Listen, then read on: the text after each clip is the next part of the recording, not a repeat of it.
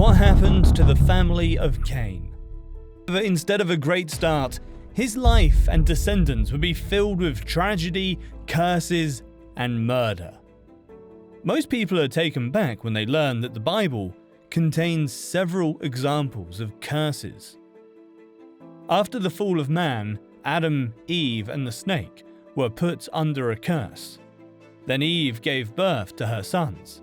Genesis 4:1, New King James Version.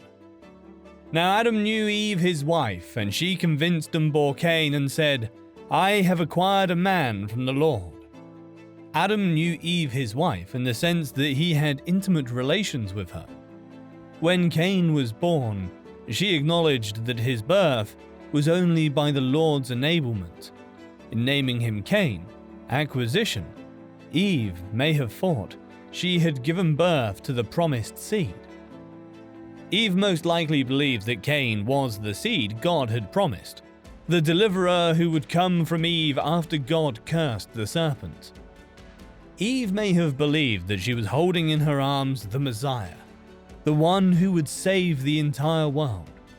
But in reality, she was holding a murderer in her arms. Abel brought an offering of blood, the firstborn of his flock, and Cain brought an offering of vegetation, the fruit of the ground. Genesis 4:6-9, New King James Version. So the Lord said to Cain, Why are you angry, and why has your countenance fallen? If you do well, will you not be accepted? And if you do not do well, sin lies at the door. And its desire is for you, but you should rule over it. Now Cain talked with Abel his brother, and it came to pass when they were in the field, that Cain rose up against Abel his brother and killed him. Then the Lord said to Cain, Where is Abel your brother? He said, I do not know. Am I my brother's keeper? God says, Where is Abel your brother?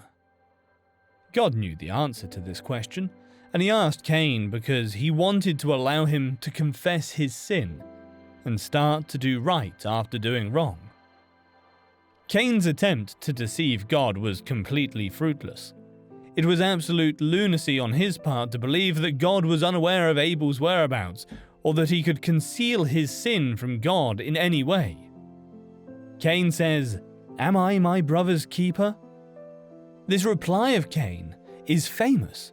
The fact is that he was supposed to be his brother's keeper, but instead he was his brother's murderer, and he murdered him for the most base of reasons. He slayed his brother because he was jealous of his brother's success. Cain had suffered no harm at all at the hands of Abel. Cain's murderous rage was inspired purely by spiritual jealousy. Jude 11 warns of the way of Cain, which is unbelief, empty religion leading to jealousy, persecution of those truly godly, and murderous anger.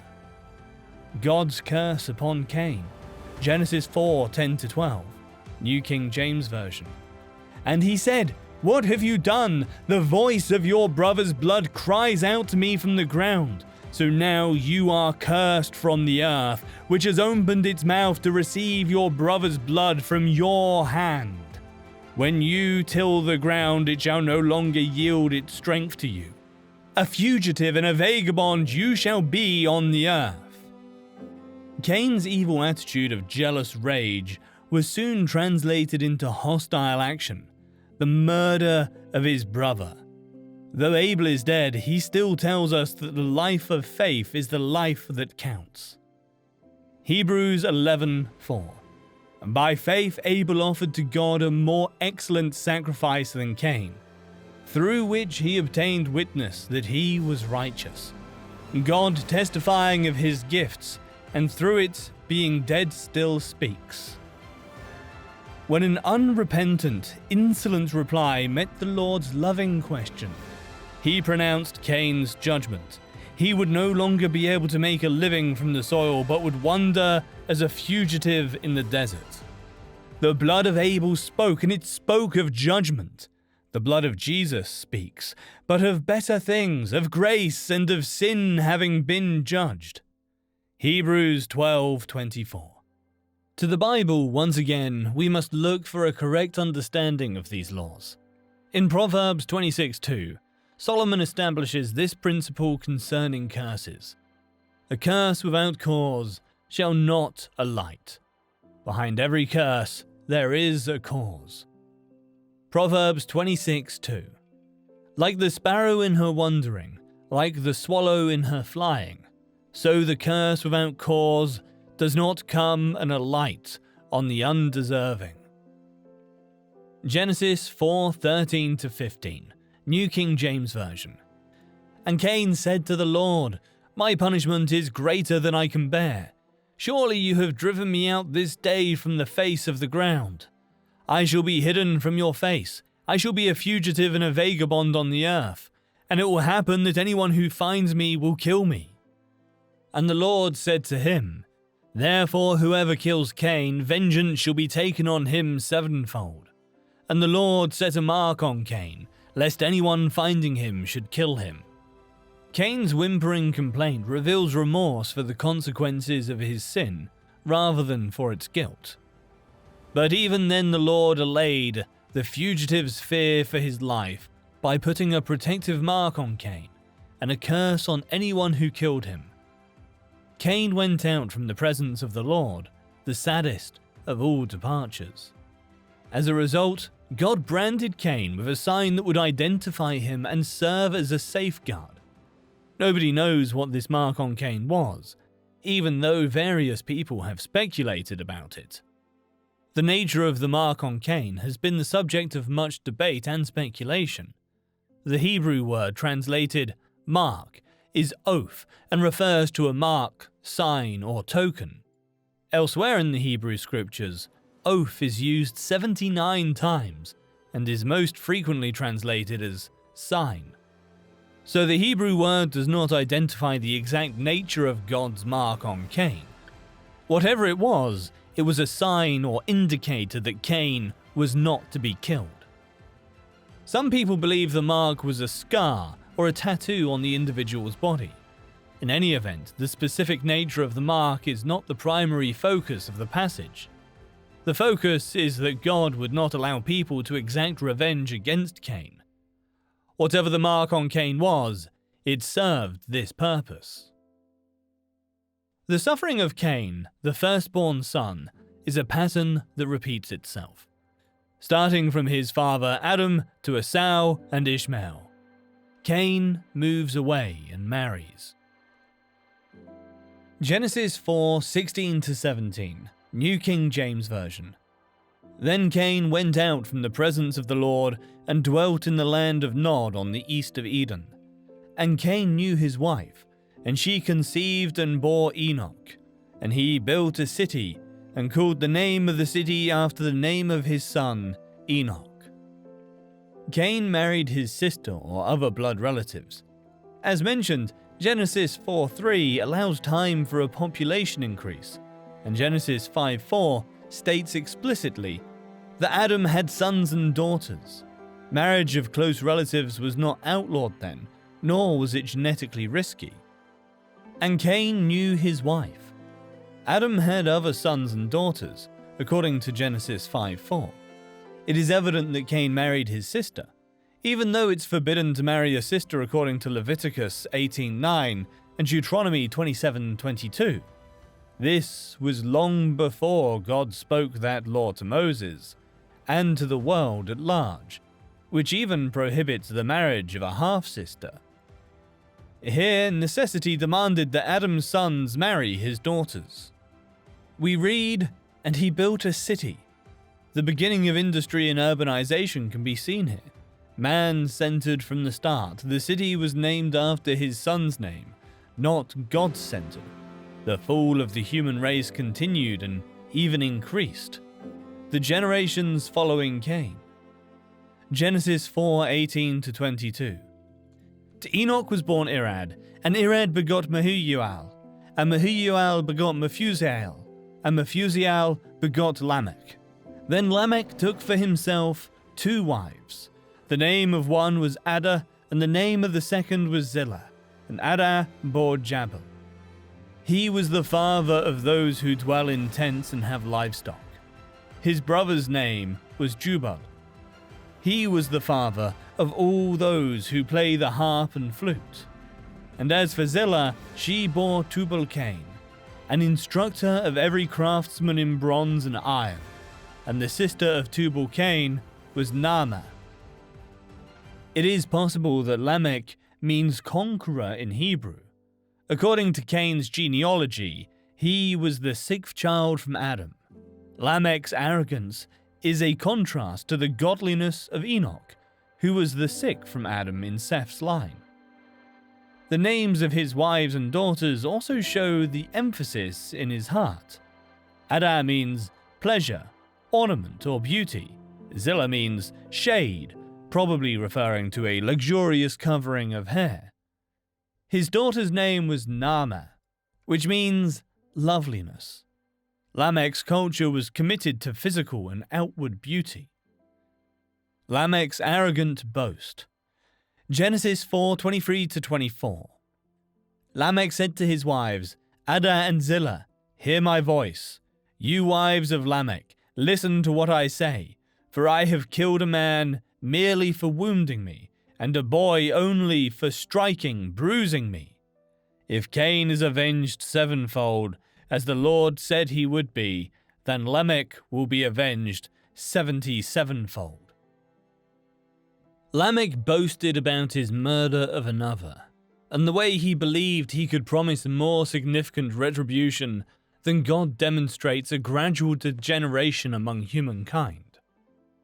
The human race experienced rapid deterioration, which can be described as devolution. We read, If Cain shall be avenged sevenfold, then Lamech 77-fold. This is all a representation of a man-centered perspective. The city was Cain's city. The focus of Lamech was his beautiful wives and perceived strength. But for all of Lamech's boasting, neither he nor his descendants are ever heard of again in the Bible. He came to nothing. Sometimes curses may come from previous generations. Does that mean there is no hope? Does the human race continue like this? No, there is hope. As we move on, we discover that God has provided a remedy. The most notable member of Cain's descendants is the boastful Lamech. The 21 words of his speech constitute what is often considered an example of earliest poetry. Since the beginning of various aspects of civilization is highlighted in this section, the exchange of blows perhaps denotes the start of war among humans. Interestingly, with all of the beginnings cited in this passage, there is no origin of kingship. This is of special interest since, in the records from the ancient Near East, kingship was one of the most significant developments within civilization. City building, multiple wives, and initiation of warfare are three elements most consistently associated with kings in ancient literature. In Genesis 4, Lamech is most closely associated with typical actions linked with kingship. The text moves from unrepentant Cain to defiant Lamech. Violence is glorified, and the mark of Cain no longer stands as a stigma of exile, but as a badge of honor that offers protection equal to invulnerability. Verses 17-24 list Cain's posterity and a series of firsts. The first city, named Enoch. The first case of polygamy. The beginning of organized animal husbandry. The beginning of the art of music and of metal crafts. The first song concerning violence and bloodshed. In the song, Lamech explains to his wives that he killed a young man in self-defense, but that because it wasn't premeditated, like Cain's murder of his brother, Lamech would be much more immune from reprisal. By this speech of Lamech, recorded here and probably much talked of in those times, he seemed to have been a wicked man. First, observe how haughtily he talks to his wives, as one that expected mighty regard and observance. Hear my voice, you wives of Lamech. Second, how bloody and brutal he was to all about him. I have slain, or I would slay a man in my wound, and a young man in my hurt. He owns himself a man of a fierce spirit. As the family of Cain perpetuated more rebellion against God, the line of Cain built the city of man. This project reached a climax later with the building of the Tower of Babel. Both then and now, men without God are driven towards building great empires in defiance of God. They typically consolidate power to establish a government that is empty of Christ's rule. Since Cain built his first city, this has been the passion of the men who run from God.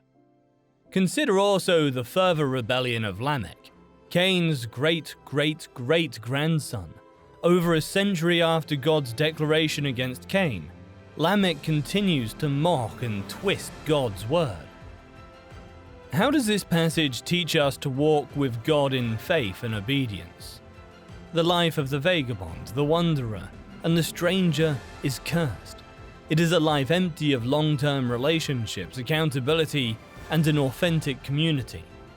It is very much the picture of life in the modern city. As men build their cities and roam from community to community, they gradually give up on maintaining close relationships and accountability. A heart that constantly seeks to stray from relationships with God and with brothers and sisters is not one we should desire. They become increasingly comfortable in their world of anonymity. Instead, let us strive to have good relationships with our family and churches. This is all we know about the family and posterity of cursed Cain until we find them all wiped out in the universal flood. Genesis 4:25-26. Adam knew Eve as his wife again, and she gave birth to a son and named him Seth, for she said, God has granted another child for me in place of Abel, because Cain killed him. To Seth also a son was born, whom he named Enosh, mortal man, mankind. At that same time, men began to call on the name of the Lord, in worship through prayer, praise, and thanksgiving. After this terrible story of disobedience in Cain's line, the chapter ends with a light of hope. In contrast to Cain's line, God selected a new family tree. God gave Eve a son named Seth in place of Abel. Seth illustrated the same type of worship as his deceased brother Abel, as people started to invoke the Lord's name in connection with Seth. Prideful worship, as practiced by Cain, points to himself. Humble worship, as practiced by Abel and Seth, calls out to God. Jude 11. Woe to them, for they have gone the defiant way of Cain, and for profit they have run headlong into the error of Balaam, and perished in the rebellion of mutinous Korah. It is no surprise that when God needed an obedient servant hundreds of years later, he chose Noah from Seth's line.